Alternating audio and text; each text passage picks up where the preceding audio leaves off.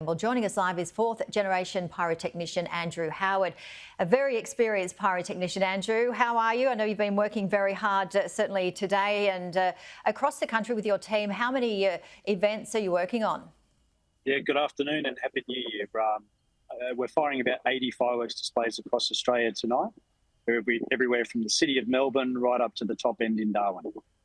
All right, so you're in Adelaide. Talk us through what people in Adelaide are going to see with your fireworks. Yeah, I'm here in Adelaide on the River Torrens. We've got two fireworks displays, the family fireworks at 9 p.m. Then we have the Big Bash game. We have a concert at the end of the Big Bash game, and then the midnight fireworks here. We also have displays down on the beaches at Glenelg, Brighton, Semaphore. Yeah, spectacular show. The crew are currently putting the pontoons out on the river, and everything's just doing final systems checks here to make sure all continuity is good. Weather's perfect. It's going to be a great night to celebrate. So we get to see the end result of all of your preparation, the amazing lights, and as we just heard there, so many children, adults, of course, just love watching the fireworks. So talk us through the preparation, how long it takes and the setup to when we get to see the fireworks. It's really an all-year-round process, working with event organisers all year round, really. There's a lot of crowd control issues that we need to all work together with in relation to ensuring vantage points, safety areas, exclusion zones, all the permits, logistics, manufacturing product, getting all the equipment together. Everything's all computer programmed and fired with computer, high-end computer equipment. All of that takes a long time to program. All the product takes a long time to manufacture and package, and then logistics delivering it door to door from our factory to each site around Australia. And we know many events have to be cancelled due to mainly weather conditions and so forth. So when that happens, you've got all these fireworks. What happens in terms of storage? It doesn't happen that often. I can't think of anything recently that we've had to cancel due to high winds for a very long time. But yeah, there's a process of de-rigging the show. If it's too high winds and we can't fire, we pack it all up and put it back into storage, and it'll be reassigned to an event afterwards. But touch wood, the weather everywhere we're working tonight looks pretty good. Good night for people to be out and about, seeing out the new year. I'm sure many of our viewers may remember the time that we were allowed to have firecracker night and purchase our own crackers and go to the beach or your backyard and, have a good old night. But we can't do that anymore. We've spoken about safety. So run us through, if you don't mind, a bit more on safety and how potentially dangerous they can be.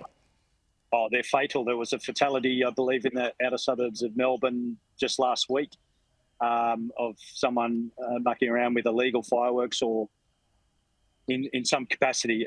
The reason everything was banned is because the dangers of fireworks, and even though they bring so much pleasure to people, and they did in the past, it's very dangerous.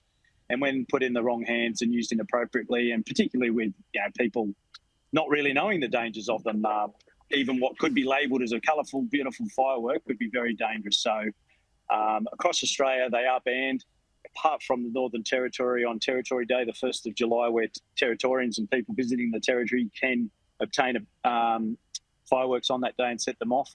But even then, as a professional pyrotechnician, that in itself has its dangers. There's injuries on that night up there with people not using them appropriately.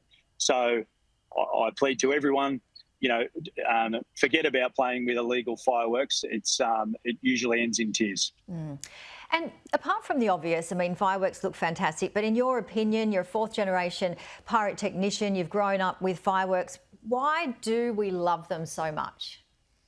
I personally think it's the magic of it. People don't know how they're created, so it's a bit of that mystique and magic as to how they are created, and the different patterns and shapes and the noise, and just how big an area a fireworks display can illuminate and light up. People can watch from a long way away, from a close area. I just think it has that mystique and magic about it, and that's what people like about it. Yeah, well said, obviously, yeah. We're aware, there's some people in the community that don't like them.